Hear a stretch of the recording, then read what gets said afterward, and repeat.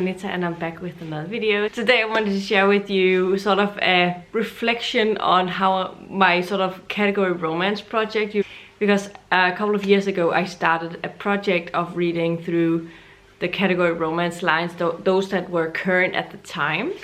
And I have sort of worked my way through it. The only thing exception is the love-inspired lines. I tried out the first book in that, and I could just feel like this is not gonna work for me at all, because like the language and the heavy amount of sort of Christian religious beliefs thing was just a little too much for me.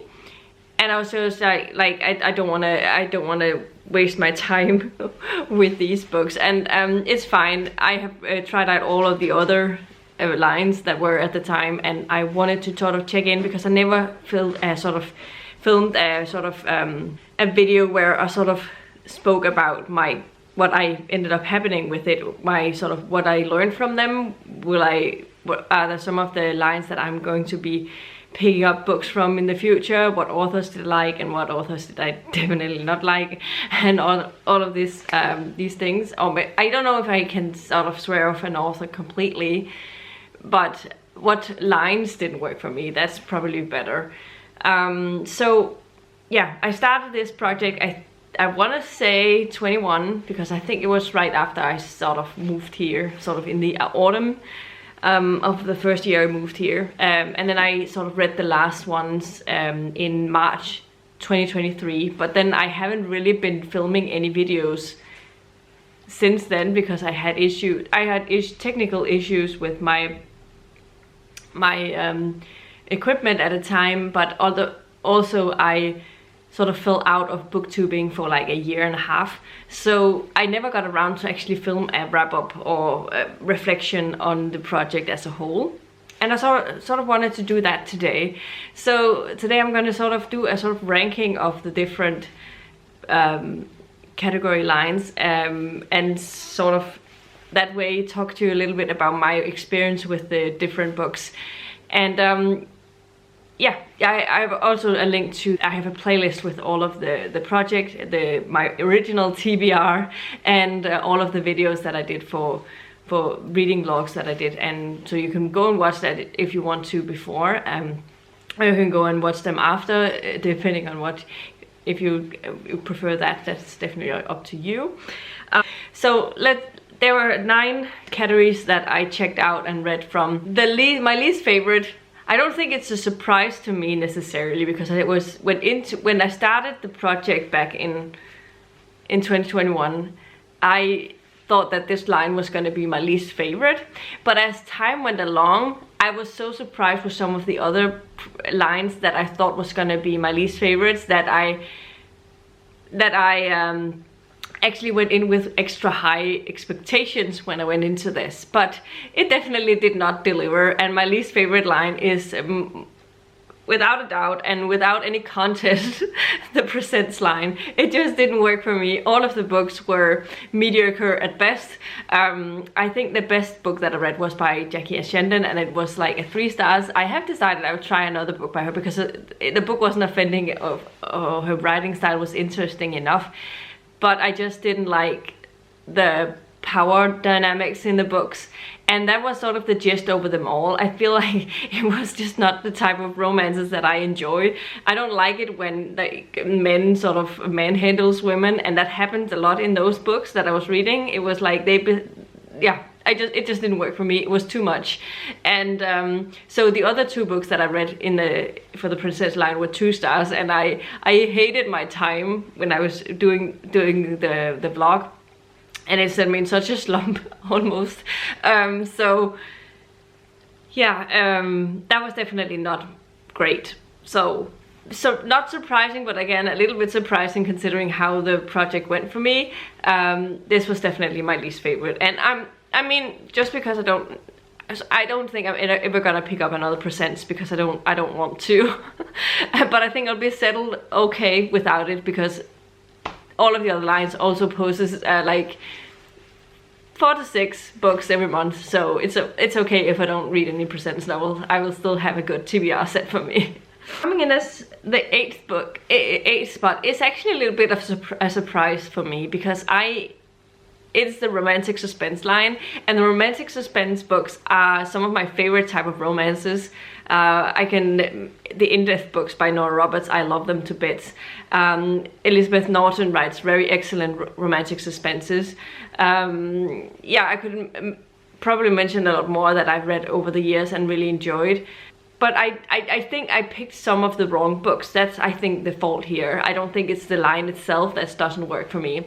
Because I read 2 books from the Colton line or whatever, and I don't like when my mysteries aren't solved by the end of the book, and they have a longer running mystery with them, I think, so you would have to read on to figure out what happens with the bigger mystery. There's a smaller mystery plot that is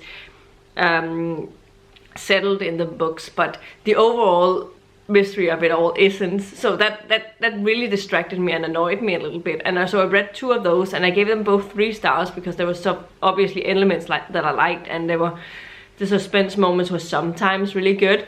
But I just disliked how the reveals came around and all of that, and it wasn't my favorite kind of romances at the same time. So yeah, the 2 Colton books were definitely not a misses for me. But I read Killer Secrets by Marilyn Papano, and that one I gave 4 out of 5 stars, so I definitely know I can enjoy some romantic suspense books. I will read more from Marilyn Papano, and I'll look into books that are not part of the Colton books, and then I think I'll be settled okay.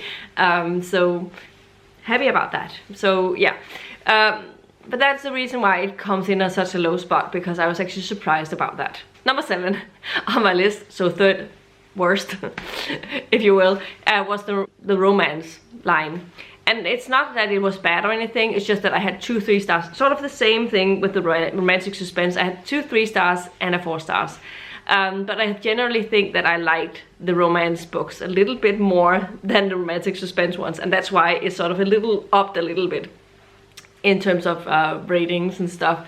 And I do want to read on with the romance books, because I have actually gotten a Mills and Boon sort of 2-book bundle thing with Sophie Pembroke, is one of the authors that I read from, and I really enjoyed that book. I gave that one 4 out of 5 stars, so I definitely want to read more by her.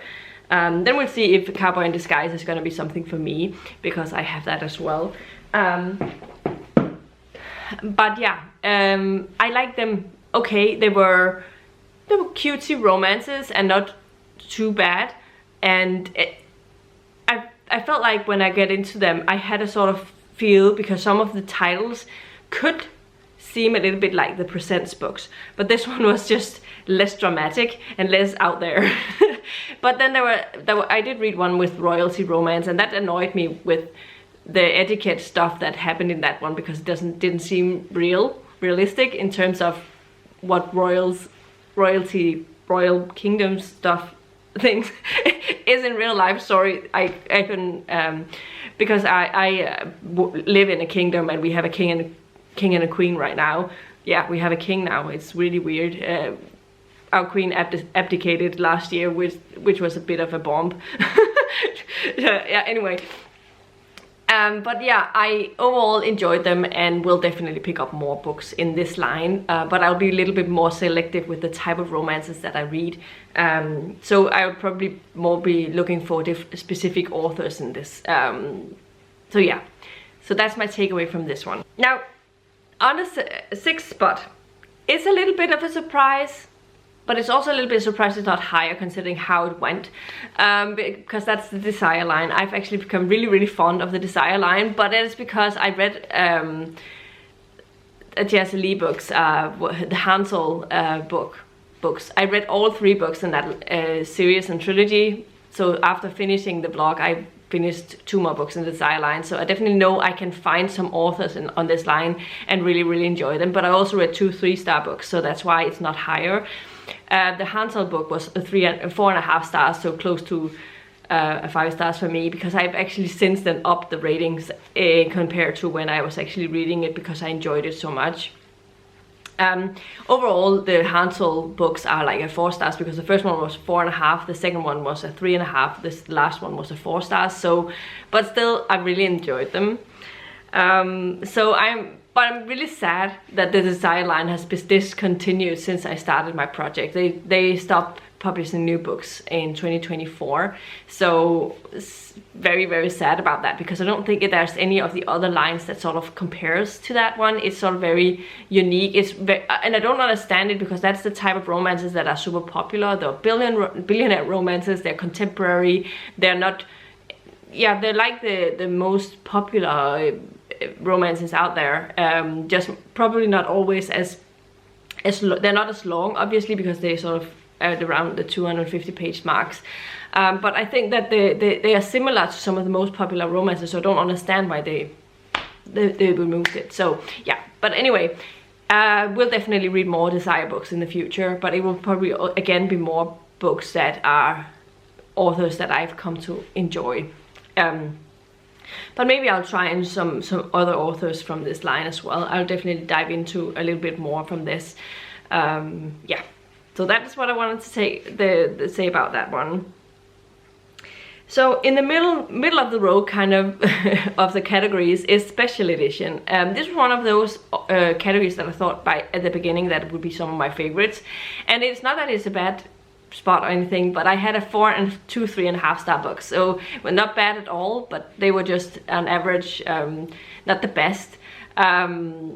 But I definitely think that I can enjoy the longer running series, because my favorite one was her Texas New Year's, which was definitely my favorite of the special edition books, and that was one of the Fortunes of Texas series. So maybe I'll try and read more Fortunes of Texas books, because I definitely enjoyed that one. So obviously there's a bunch of different authors that writes in this line, so we'll have to see how it goes, but definitely enjoyed that one. So yeah. The other two were sort of, I read Selling Sandcastle. That was one that I had to switch in, because the other book that was originally on my TBR was actually not available on Kindle, so I couldn't read it, and I had to switch it out with something else, because I don't think the special edition books necessarily get into the Mills and Boon line. So yeah, that happened, but it was okay. I gave it 3.5 stars. It was a relatively new release at the time that I read it. So it's not that it was a bad book, it's just that I don't like movie settings and settings that sort of behind the scenes kind of things. It doesn't work for me in a romance book. So that's why it dragged down the rating overall, because I did enjoy it. It's not that it was bad or anything.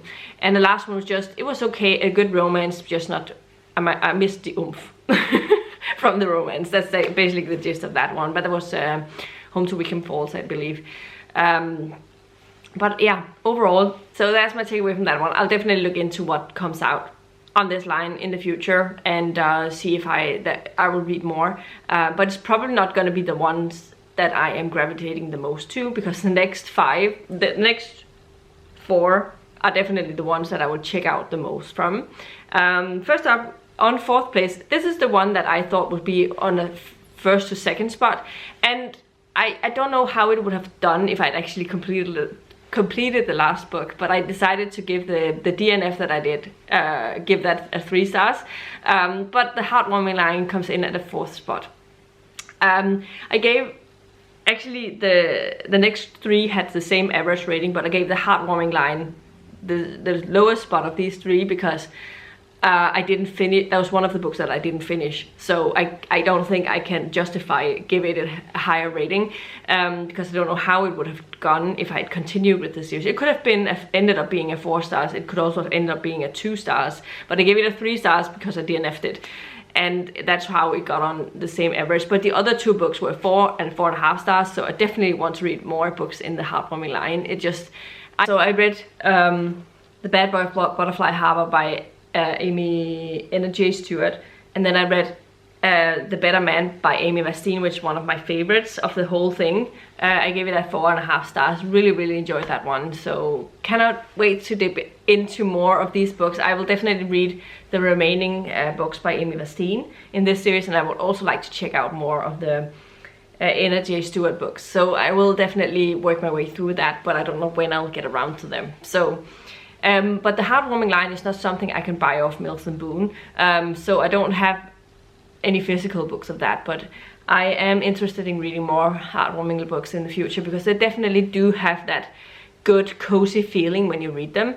I felt like when I started the project, I said I thought it was gonna be like Christmas movie, the Hallmark Christmas movies, like the vibe you get from them, because they are small town settings. They have these, they're not super spicy.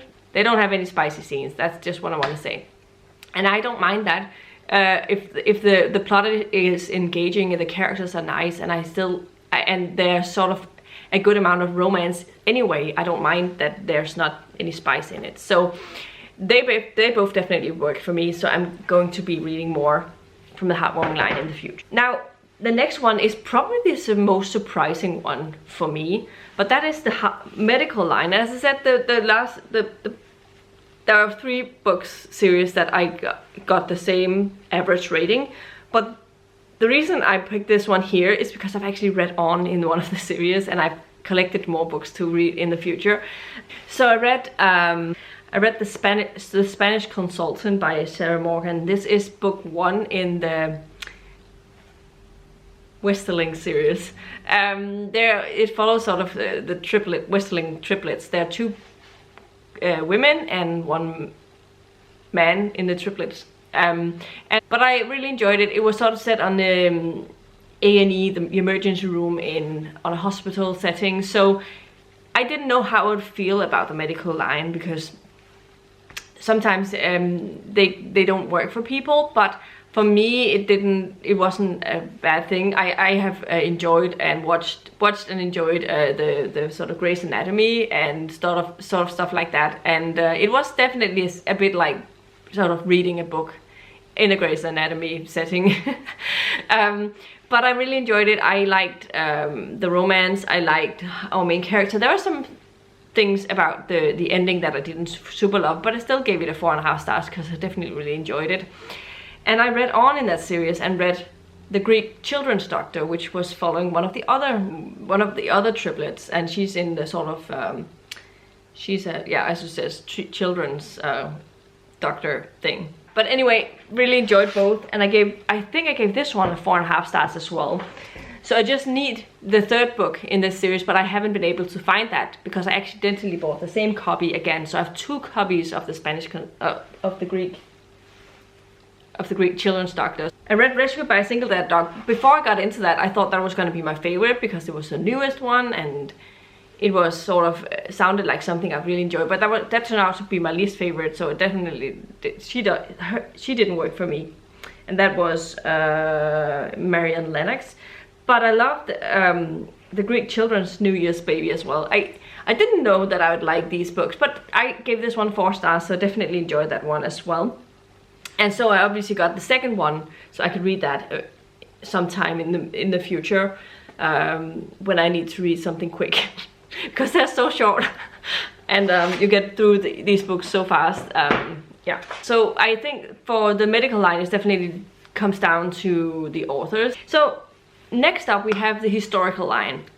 That's the second to my favorite. So now you know I don't have a lot of lines left, but my second favorite, it was the historical line, and that comes down to the fact that I read one that was a 3 stars, but then I read a 4 stars and a 4.5 stars. So that definitely gave this one a really good feel. It's sort of like the heartwarming line, so that's why the average rating is more or less the same.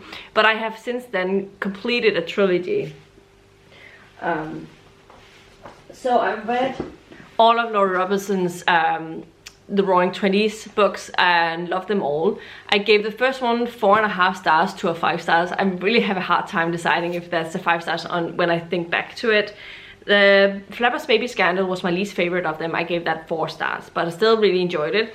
But the last one was also 4.5 to a 5 stars, the Flapper's Scandal's Elopement. So Laurie Robinson will definitely be one that I will keep checking in on over the next coming years, because those were really, really good and solid romances. And if you are looking for historical romance that's not necessarily set in the Regency era, please check these ones out because they're so fun. They have the 20s feel to it, and really great romances in all of them.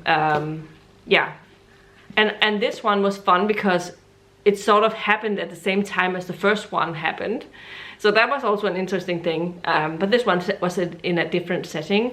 And if you like, if you enjoy if you enjoy fake marriages and stuff, then this is a marriage of convenience or whatever. This one is definitely a good selection. It was so fun. So obviously I'm definitely going to be reading more in the historical line, because I also really like the other historical one, and I think it's just about looking at what sounds fun. And because I do enjoy historical romances. I read Julia Quinn's Bridgerton series, I read Lisa Kleypas and other historical romances, and I always seem to more or less enjoy it. Right now I'm working my way through the Desperate Duchess series, so I definitely work my way through some historical romances. So I want to expand the romances from the historic, like from my Harlequin category romance lines, because it seems like so much fun. But if you paid attention, you know what's left. My favorite line is not surprising, because I actually thought it was going to be either the 1 or 2nd spot. Yeah, it won a lot over the other lines, and that was the intrigue line.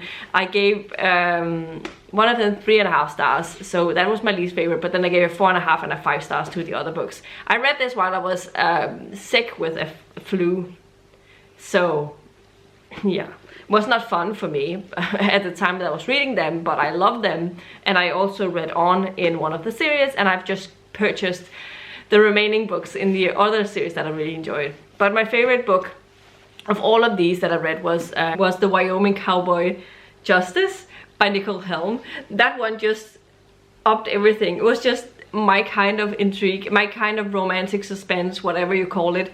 It had enemies to lovers plot, which is always super fun. You have the rivalry between the two family lines and all of that, and then we had the mystery elements, following a female detective that's trying to solve this mystery, and it just got more and more twisty-turny as the time went on, and the romance was so slow building, like a slow burn, that it's one of my favorite type of romances. And I loved it so much. And I read the next 2 books in that specific series, and I have there's a sort of a spin-off series as well, and I have all 4 books that I'm ready to read them. And those are Wyoming Christmas Ransom, that's the 3rd one I believe, and Wyoming Cowboy Protection. I read both of them, but I still have to read the other 2 books in the bundle. That's a good thing about the Mills and Boon lines, you get 2 books every time you buy one of these heroes books. I'm so looking forward to more books in the intrigue line, and I also got these 2 newer collections from last year, where one of them was The Secret of Shutter Lake by Amanda Stevens and Point of Disappearance by Carol Erickson. And I also got this one because again, Nicole Helm. I'm gonna read probably all of her intrigue books. Cold Case Identity by Nicole Helm, which came out last year, and Monster in the Marsh by Carla Cassidy. I've also heard excellent things about Carla Cassidy, so from Sarah from the Bookers Knitter. And so these are the books that I sort of the takeout I have from the project so far. I've really enjoyed my time, and I cannot wait to dive into more. But now my question is, what do I do next? Do I try and go with the next sort of the discontinued lines that I was actually originally thinking about I wanted to do, and I've also sort of found TBR books for that, so I could definitely do a whole thing. But I would also, maybe I could sort of go back and revisit some of my favorite lines and see if I can find more, and sort of in that way work my way through more category romances. Let me know in the comments down below what you want to know about this. If you want either one of them or the other, what would you prefer watching? Because I definitely want to do more for vlogs for Harlequin in the future, because they are so easy to read, they are fun, and I mostly always have a good time when I do these vlogs, with the exception of the Presents books. So yeah, I'm not gonna read more Presents. I'm not gonna read the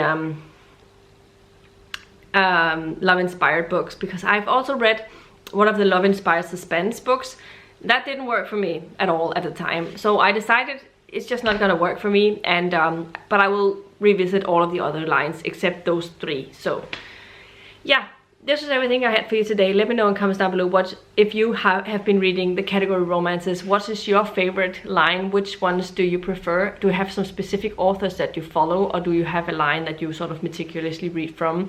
What is your go-to way of getting through Harlequin books? I would always like to know that. So yeah, this was everything I had for you today. If you liked the video, please give it a thumbs up, subscribe to my channel if you haven't already, and I'll see you in my next video very soon. Goodbye.